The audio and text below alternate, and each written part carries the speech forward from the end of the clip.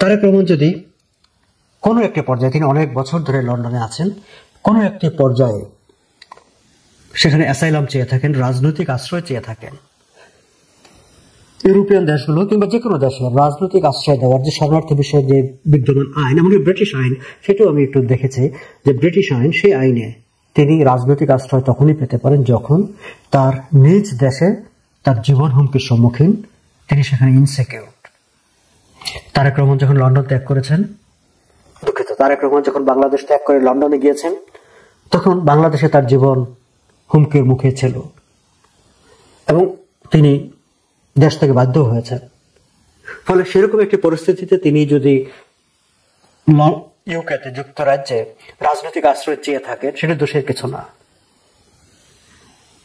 এবং তিনি যদি অ্যাসাইলাম চেয়ে রাজনৈতিক আশ্রয় নিয়ে লন্ডনে এতদিন থেকে থাকেন এবং বাই দিস টাইম তিনি যত সময়টা আছেন এই সময় তার নাগরিকত্ব হয়ে যাওয়ার কথা, এবং সেই সুবাদে তিনি যদি নাগরিকত্ব পেয়ে থাকেন, তাহলে যেই দেশটির ভবিষ্যৎ কর্ণধার হিসেবে তাকে ভাবা হচ্ছে, যে দেশটির জনগণের ভাগ্য বিধাতা হিসেবে তাকে ভাবা হচ্ছে, সেই দেশের নাগরিকদের জানার অধিকার আছে, তারও নৈতিক দায়িত্ব আছে তাদেরকে জানানো যে তিনি ব্রিটিশ নাগরিকত্ব নিয়েছেন।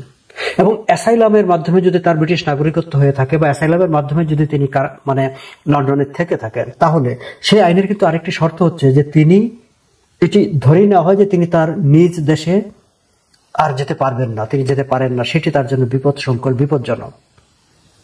এবং সেটি তার নাগরিকত্ব হয়ে যাবার পরেও, আমি কানাডার একটি ঘটনা জানি যে কিছুদিন আগে এক ভদ্রলোক, তিনি প্রায় 30-40 বছর আগে এখানে এসেছিলেন, রাজনৈতিক আশ্রয় নিয়ে সিটিজেন হয়েছেন, কানাডা থেকেছেন। তারপরে তিনি বিভিন্ন সময় তার নিজ দেশে গিয়েছেন এবং এক পর্যায়ে সেটি তার প্রশ্ন হয়ে দেখা দিয়েছে যে তুমি তো এই দেশের আশ্রয় নিয়েছিলে, যে তোমার দেশ তোমার জন্য নিরাপদ না, তাহলে তুমি তোমার দেশে যাও কিভাবে? এবং তোমার দেশে যদি তুমি যেতেই পারো, তাহলে তো আর তোমার যে কন্ডিশনে আমরা তোমাকে এখানে আশ্রয় দিয়েছিলাম, সেই কন্ডিশনটা কম্প্রোমাইজ হয়ে যায়, তাহলে তোমার নিজের দেশে চলে যাওয়া উচিত। ঠিক একই প্রসঙ্গ আসে তারেক রহমানের ক্ষেত্রেও। তিনি যদি অ্যাসাইলাম নিয়ে, রাজনৈতিক আশ্রয় নিয়ে সেখানে নাগরিকত্ব পেয়ে থাকেন, তাহলে ডক্টর ইউনূস বাংলাদেশের সরকার প্রধান, chief executive of the country, chief executive of the government, তিনি নিজে এসে যখন তার সঙ্গে বৈঠক করেন এবং সেই দেশের ভবিষ্যৎ প্রধানমন্ত্রী, ভবিষ্যৎ কর্ণধার হিসেবে তাকে বিবেচনা করা হয়, তখন বিষয়টি পরিষ্কার হয়ে যায় যে বাংলাদেশ মানে তার নিজের দেশ আর তার জন্য বিপজ্জনক না, সেখানে তার আর কোনো ভয় নেই, তার কোনো শঙ্কা নেই।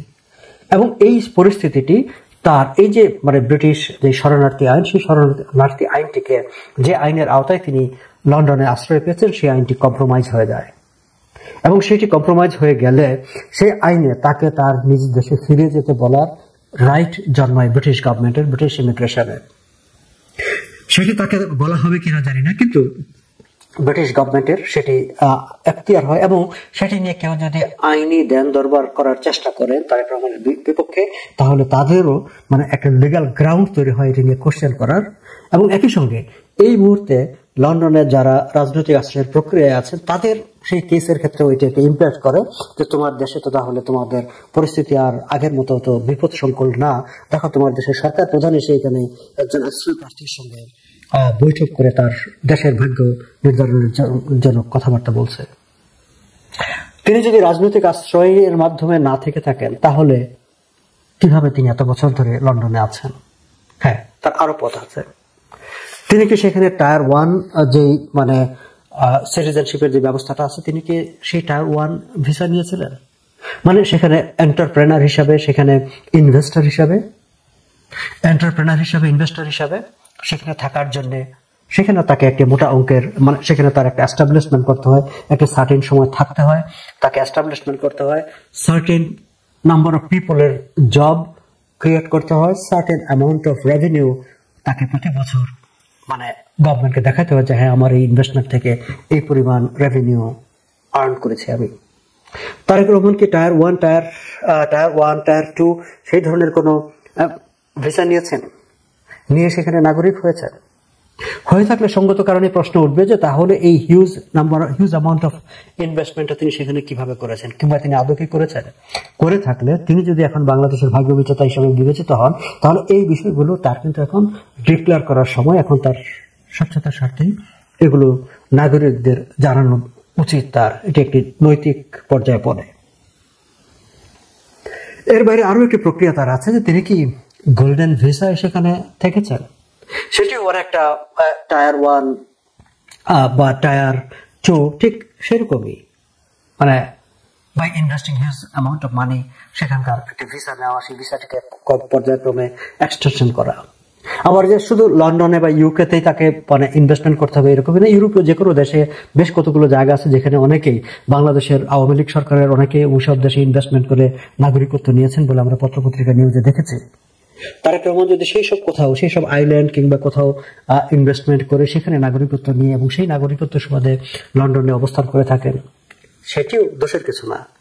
কিন্তু তিনি যখন বাংলাদেশের ভাগ্য বিধাতা হয়ে, বাংলাদেশের ভাগ্য নির্ধারক হয়ে কথা বলবেন, আলোচনা করবেন, পথ নির্দেশনা, দিক নির্দেশনা দিতে বসবেন, তখন কিন্তু এই বিষয়গুলো জনগণের সামনে তুলে ধরার দরকার আছে, ডিসক্লোজ করার দরকার আছে, সেটি এথিক্যাল কোশ্চেন, নৈতিকতার স্বার্থে। আর এমন একটা সময় যখন আমরা বারবার সংস্কারের কথা বলছি, দর্শক আমি আমার আলোচনার শুরুতেও এই কথাটি বলেছিলাম, আবার শেষ করার সময় এই কথাটি বলতে চাই, যেহেতু এই সময় এটিকে নতুন বাংলাদেশ বলা হচ্ছে, সংস্কারের কথা বলা হচ্ছে, তাহলে এটি তো একটি বড় সংস্কার যে আপনি আপনার অবস্থানটা কি সেটি খোলামেলা আপনি জনগণের সামনে তুলে ধরবেন। আপনার ইলেক্টর যাদের কাছে আপনি ভোট চাইতে যাবেন তারা জানবে যে আপনি আসলে এতটা বছর লন্ডনে কিভাবে আছেন, কি প্রক্রিয়ায় আছেন। সেখানে যদি আপনার আরো একটি সিটিজেনশিপ থেকে থাকে সেটিও তারা জানবে। বাংলাদেশের ডুয়াল সিটিজেনশিপের সমস্যা নাই, কিন্তু ভিন্ন দেশের নাগরিকরা বাংলাদেশের সংসদ সদস্য হতে পারে না, সরকার প্রধান হতে পারে না। যদিও বর্তমান যে সরকারটি আছে সেই সরকারটিকে বিদেশি সরকার বলা হয়ে থাকে যে অন্তর্বর্তী সরকারের অনেকেই বিদেশি পাসপোর্ট হোল্ড করেন, এরকম অভিযোগ নিয়ে অনেকদিন ধরে কথাবার্তা হচ্ছে, যদিও ডক্টর ইউনূস কিংবা তার সরকারে কেউ এ ব্যাপারে কোনো ব্যাখ্যা দেননি। কিন্তু আমরা চাইবো যে তারেক রহমান অন্তত এই সময়ে এসে তার নিজের অবস্থান পরিষ্কার করবেন, জনগণকে জানাবেন তিনি আসলে লন্ডনে কিভাবে আছেন, কি তার স্ট্যাটাস, কোন স্ট্যাটাস নিয়ে তিনি বাংলাদেশের ভবিষ্যৎ ভাগ্য নির্ধারণের পরামর্শ দিচ্ছেন।